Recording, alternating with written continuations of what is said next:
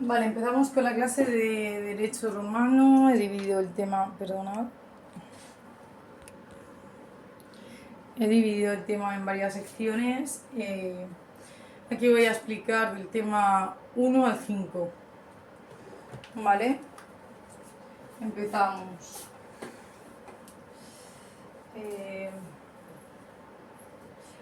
Ay, vale, perdonad. Aquí, perfecto. Vale, derecho romano significa sistema de acciones, ¿vale? Se entiende como sistema de acciones. Están las ius civile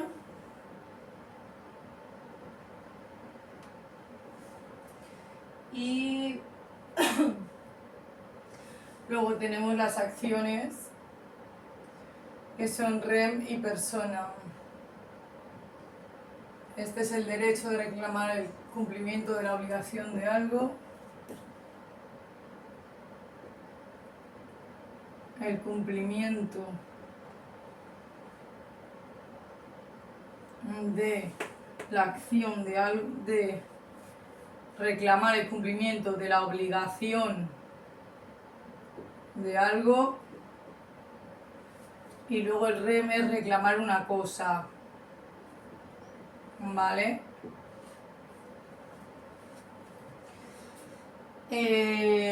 Digamos que dentro de las acciones lo más importante es esto, luego es que son temporales y las que no prescriben nunca, se llaman las perpetuas.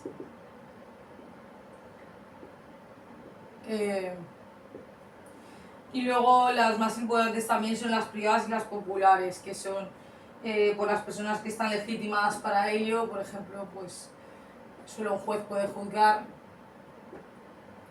o solo exactamente en este sería, ¿no? O la víctima puede reclamar, ¿no? Y las acciones populares, que son las que a todos los ciudadanos implican, ¿no?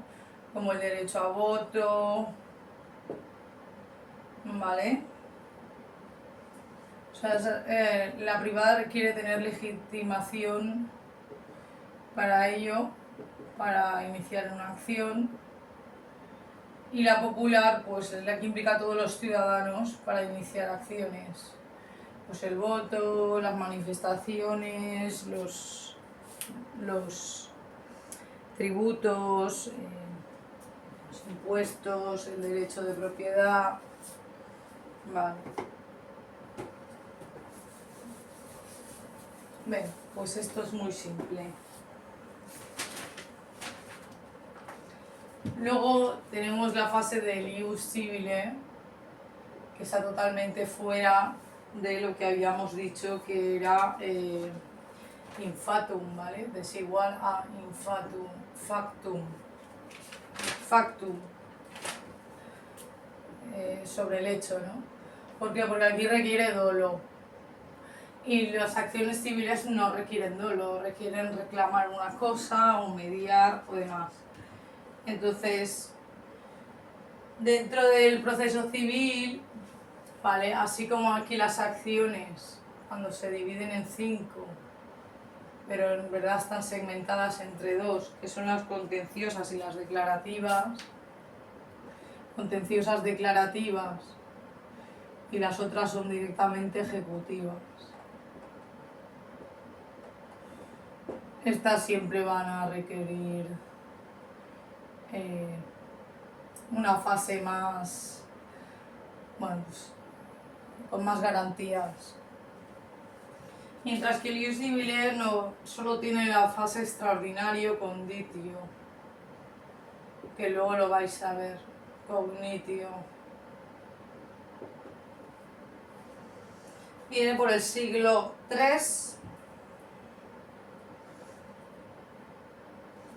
y realmente se creó en el siglo I, y luego por el siglo III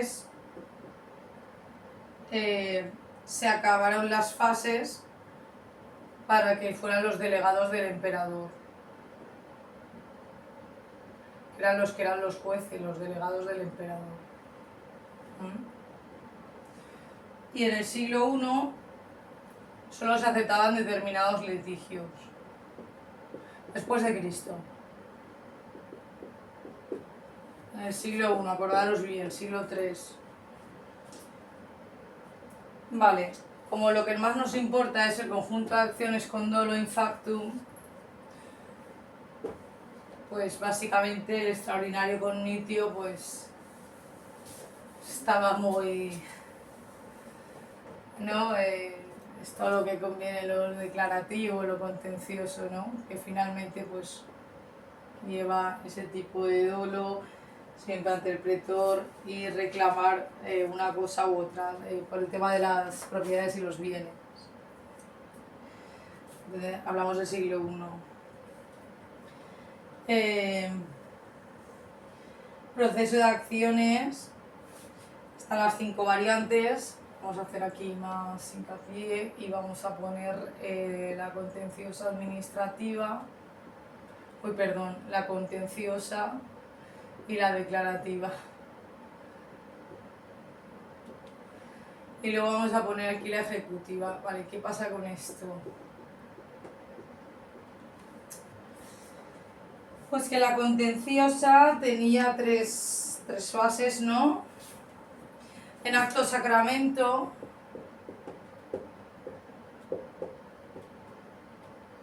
¿vale? Bueno, que es como bajo la palabra y el juramento de Dios, se hacía la fase rem de reivindicar o la de persona sobre la obligación que tenía de algo. Luego tenía la ius barbitrius, que era para la herencia. Barbitrius. Esto era para la herencia. ¿Vale? Para el cobro de la herencia necesitaban esa fase civil. Y luego tenían la condictione. Era la condictione, era la condicionante, que aquí es donde entran los bienes. Que era reclamar una deuda. Condictione, deuda, con condiciones. ¿Por qué? Porque se obliga a expresar la causa de la deuda,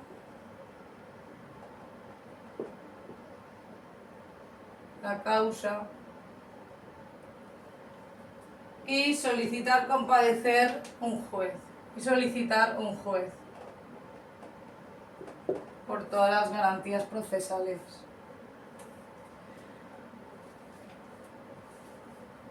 Luego en segunda fase, claro, entonces, en estas 3 declarativas, ¿de acuerdo? Que son el sacramento, el barbitrius y el condictione. Hay sacramento, hay barbitrius y hay condictione solo en la contencioso declarativa. Entonces, ¿qué podemos hacer con esto? Pues con esto se hacen 2 fases. Normalmente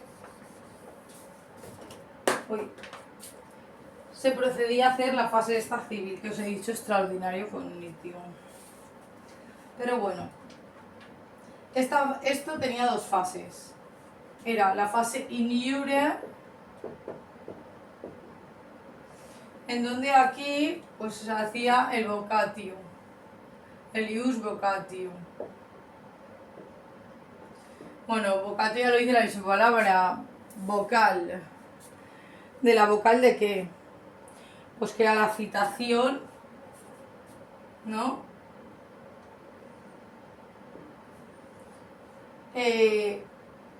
Ante el pretor. Personarse allí como que, pues ¿no? De esa forma, pues ius vocatio, personarse ante el pretor, la citación. En este momento se daba se podían dar las dos también, ¿no? La de rem y la de persona. Uno solicitaba una cosa o solicitaba la obligación del cumplimiento de algo.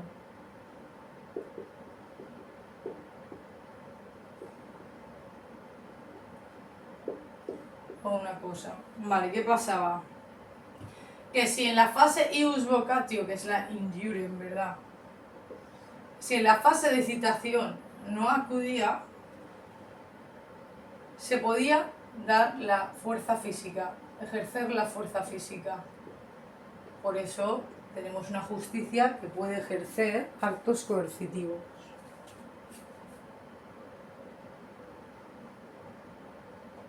Y obligación de citación. O en busca y captura, ¿no? Usted ha de compadecer ante esta citación. Los litigantes, que son las personas que reclamaban una cosa o la obligación de algo,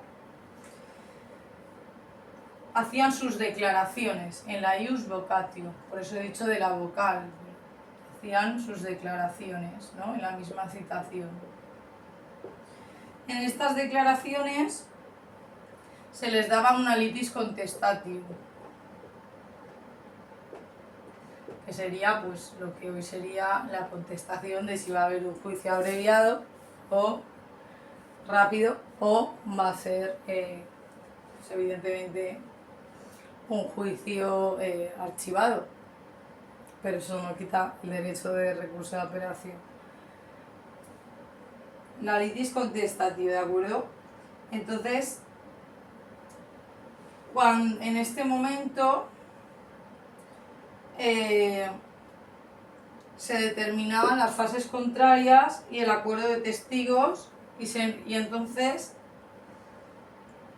se nombraba al juez, o sea, el pretor, ¿no? Si decía litis contestatio era que esta persona reclama X, reclama a Z. Entonces se da la litis contestatio y se nombra, que lo hace el mismo pretor, que es lo que sería el secretario judicial hoy, y entonces ya saldría el juez. ¿De acuerdo? ¿Para qué? Para la fase apud idulem, que es la segunda fase.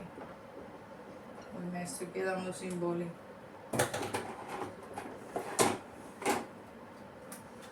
Apud idulem, un pen negro y ya está. Apud idulem. Claro, aquí ¿qué se daba? Pues se recaudaban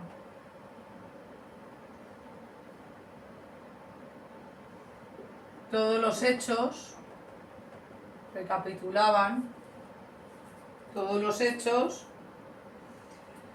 y ocurría lo mismo. Si no había comparecencia por una de las partes, se perdía el litigio. Yo lo entiendo, pero para que se perdía el litigio quiere decir que se perdía el derecho de reclamar la cosa o la obligación. Se perdía el derecho a reclamar, se perdía pues, la denuncia y ya está en sí, ¿no?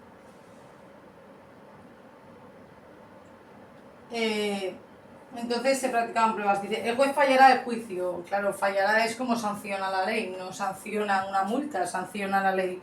Fallará es lo mismo, pronunciará una sentencia. Bueno, fallará el juicio.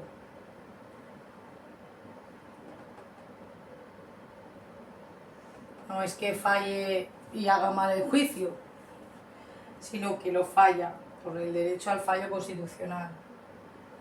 Ya estaba en el siglo I. Que bueno, es todo lo que el juez obviamente pues tiene que iudicatum, con la sentencia con arreglo al derecho y a la doctrina. Por eso fallará el juicio, porque con derecho a la doctrina los derechos hacen el fallo en cada sentencia. Quiere decir, está muy fallará el juicio, es que aquí no había parte dispositiva, entonces solo había fallo y el fallo era aplicar doctrina. Vale, pues ya está. La fase in iure, citación y compadecencia, si no iba se perdía el litigio, la litis contestatio, había una contestación por el pretor contestatio, una contestación por el pretor, se nombraba juez y el juez hacía el apud idulem, recapitulaba los hechos, se seguía conservando el derecho de perder el litigio si no se presentaba una de las partes y el juez fallaría el juicio con la iudicatum. Vale.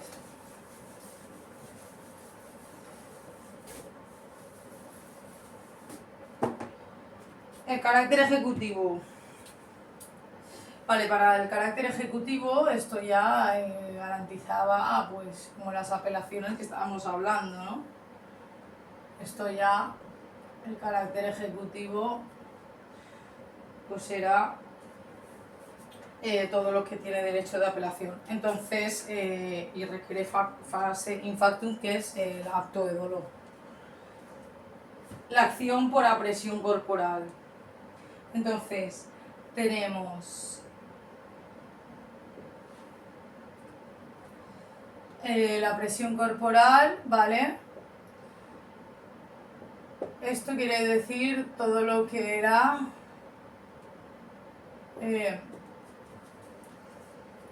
las figuras corporales e incorporales. Entonces, esto era por manus in actium, que cuando el deudor no cumplía el demandante, entonces cuando el deudor no cumplía, el demandante podía solicitar la entrega para someterlo, la entrega del deudor para someterlo a su poder. Pero era como un esclavo y tal, no, era para trabajar en las tierras, en el campo, hasta que pagara la deuda, ¿no? Pues en vez de hacer trabajo de la comunidad hoy y pagar la multa, pues directamente se iba a su campo y le hacía el trabajo que le debía. Luego tenemos la acción por toma prenda.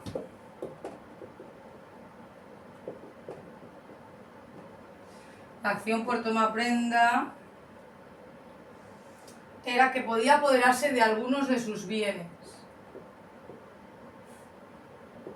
Por ejemplo, pues si tenía 2 tierras, pues se podía apoderar de la mitad de una tierra, de algo, de un cargo, de algo. Y solo en determinados casos. Luego está lo que se llevaba entonces, que era lo más normal, ¿no? Porque estas solo son acciones, ¿vale? Acciones dentro del proceso, lo que se podía aplicar. Pero el proceso real era el proceso formulario, ¿no? Entonces vamos a poner, venga, el ejemplo. El proceso formulario dentro de el área civil, pues hemos dicho ya que tenía la fase in iure, que era el tema de la citación y contestatio, y litis contestatio, y luego tenía la fase apud iudem, que es donde el juez fallará. Pero ¿qué hacían aquí? Que como era una cosa civil, pues sacaron la ley Butia y luego las leyes Julias que derogaban las acciones. Entonces, ¿qué se hacía con el formulario? Pues que había una fase preprocesal, un trámite extraprocesal, pre-injure. Uy.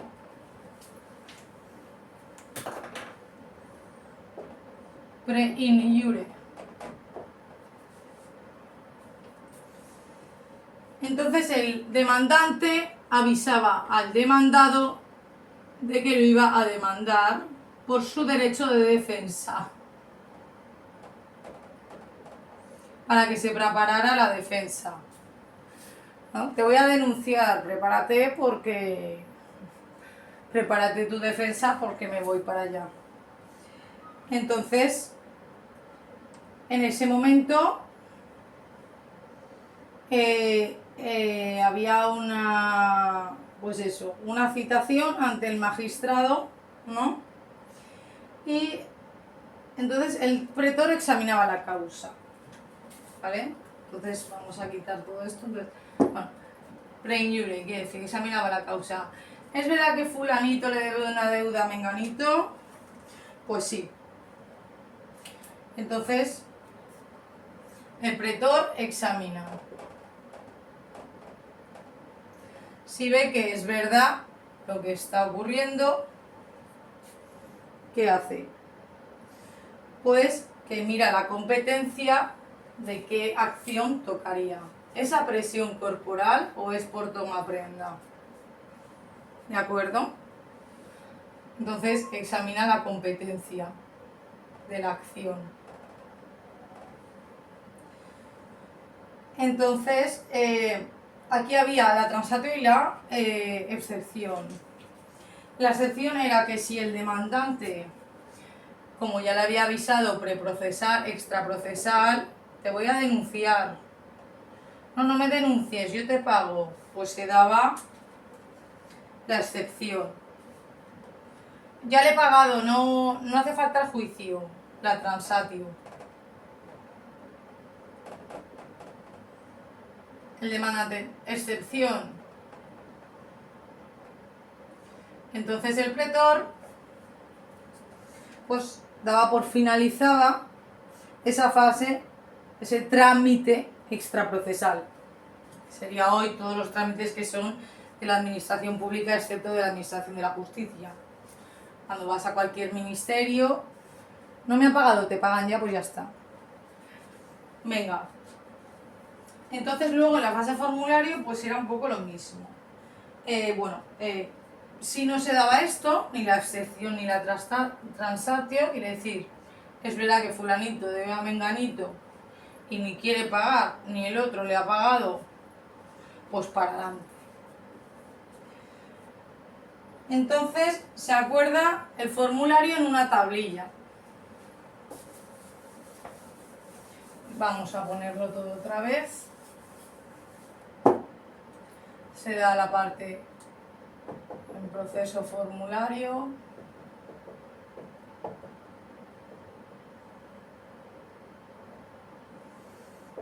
Se da la parte extraprocesal. El pretor mira la competencia. Acordaros que esto es el siglo I, ¿eh?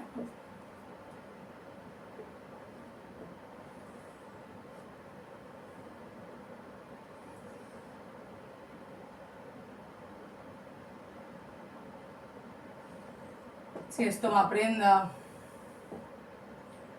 o es la corporal, se da la fase.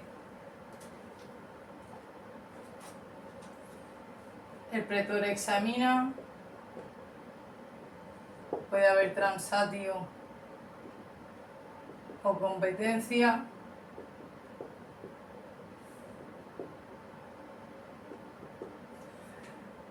Y luego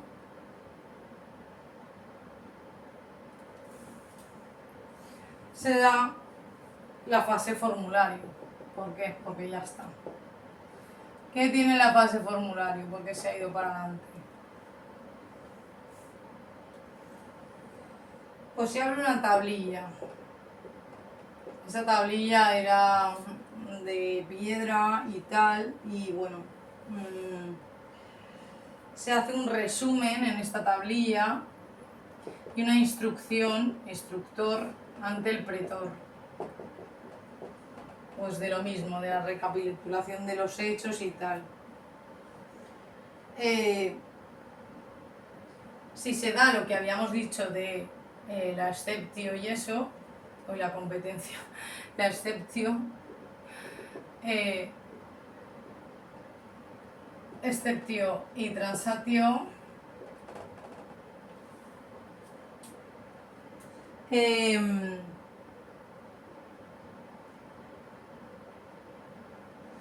obviamente pues la lidis contestatio, ¿no? Pero como no se ha dado, hemos dicho, pues esto ya se hace en tablilla, no es un trámite, se hace en una tablilla de piedra además. Y pues básicamente se guardan los hechos, lo mismo. Lo que pasa es que aquí se da el derecho de proceso de acción de ley.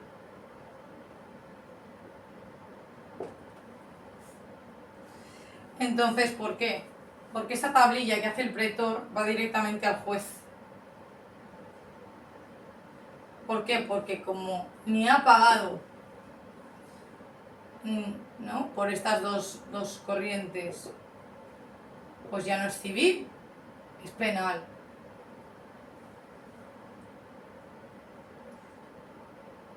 O contencioso, ¿no?, mercantil, tal, es penal. Tiene una responsabilidad penal. Pues entonces la parte se da las dos fases, la contenciosa, declarativa, o sea, ya se va a declarar en el pronunciamiento de una sentencia, o ya peor, la ejecutiva, que esto es ya pues los delitos muy graves. En este momento, pues nada, se hace esa fase formulario. Cuando no se aclara aquí, pues nos vamos al proceso extraordinario.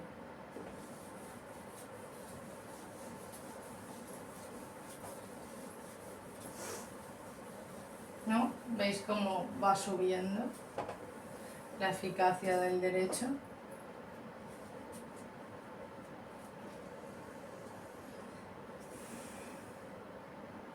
¿Por qué? Porque el proceso extraordinario tenía, lo que ya hemos dicho, esa fase del derecho de apelación.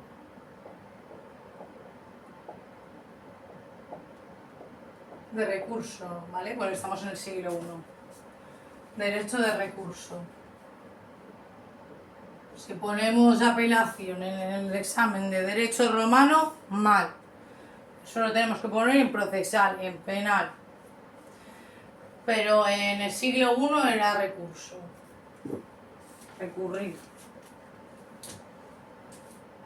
Entonces, con ese derecho de recurso, pues se procede obviamente a poner ya costas procesales,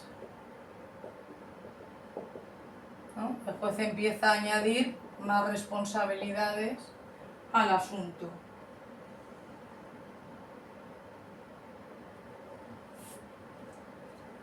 Empiezan a ser de carácter oficial y público. Bueno, aquí en el siglo I oficial. Carácter oficial. Son de carácter oficial.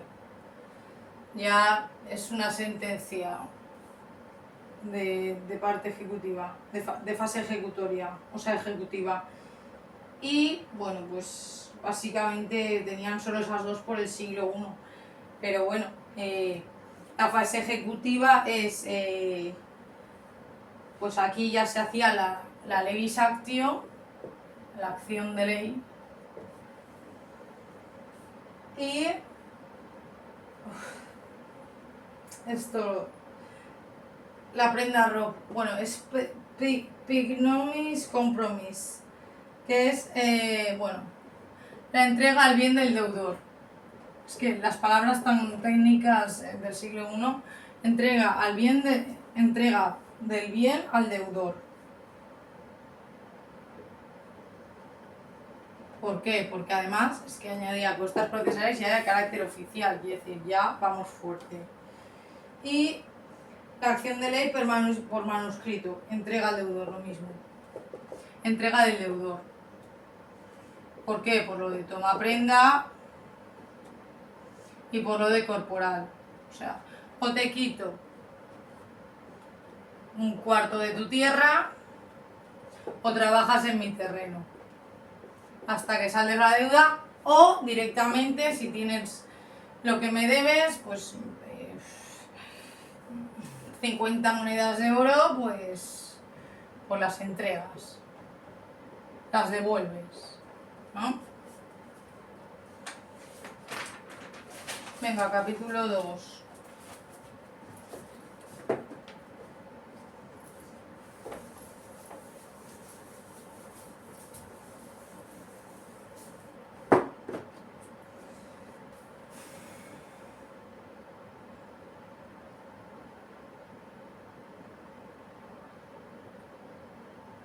Aquí nos viene un poco a decir los jurisconsultos, pues básicamente qué eran, ¿vale? Esto forma parte un poco del dominum, del tema de la dominancia, sobre de la posesión, Entonces, el capítulo 2.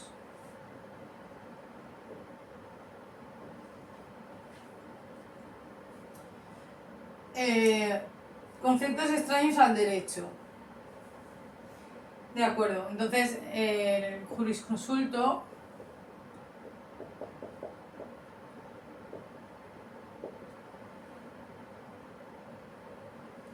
eran conceptos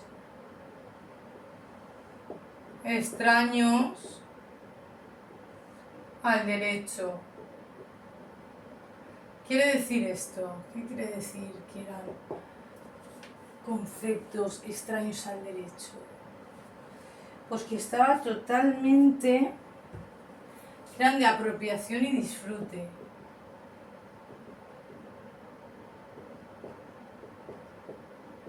Pero realmente eran conceptos. No tenían el derecho de acción. ¿Verdad? Decían extraños, pero eran aislados del derecho.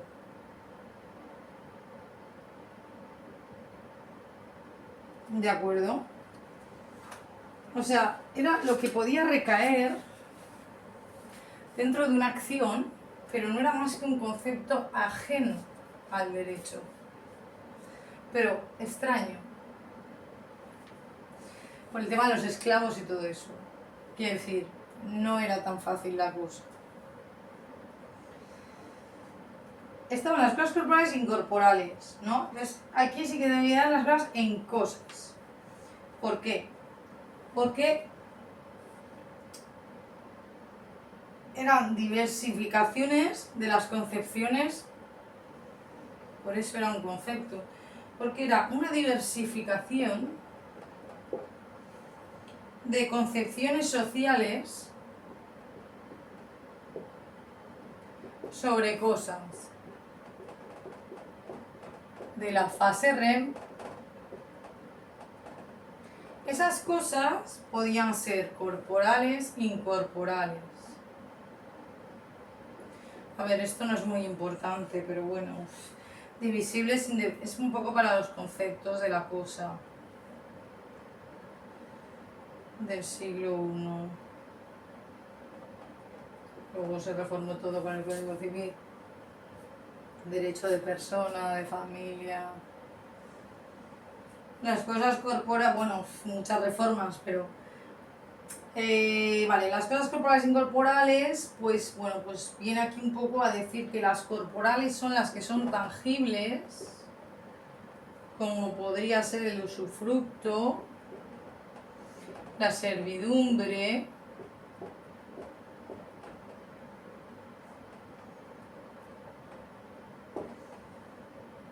y el crédito. Y las incorporales, pues era un poco eso, las incorporales son estas. Y las que son tangibles, estas son las incorporales. Exacto, por el tema de la servidumbre, del dinero, de la propiedad. Y luego las corporales, pues era básicamente a lo mejor un armario, una mesa, ¿no? Crédito no, porque si vendías 1000 patatas, pues no es crédito, o sea, no era, es crédito, no es patatas, ¿sabes? Luego están las cosas divisibles e indivisibles. Entonces, pues decían indivisible un animal, porque un animal, pues a no ser que nos lo fuéramos a comer, así como derecho de concepto de acción para la apropiación, pues no podías apropiarte de una pata de un animal, ¿no? Eh, eh, tenías que, ¿no? ¿Y qué haces? Y luego las cosas divisibles, pues más o menos imagino que esto pues sí que sería pues todo aquello que se puede dividir. Esto es un poco chorra, o sea que...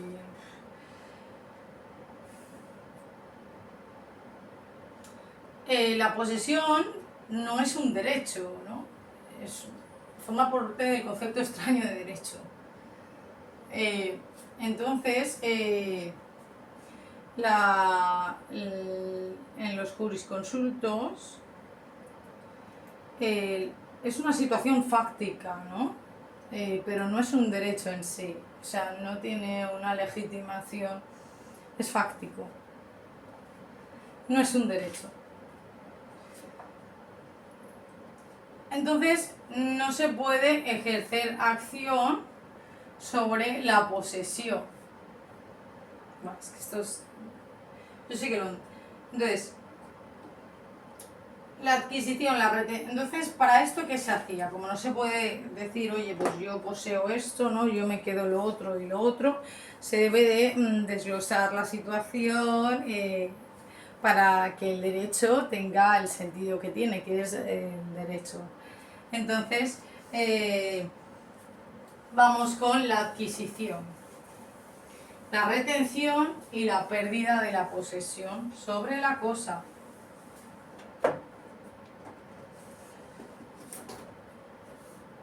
Un segundo.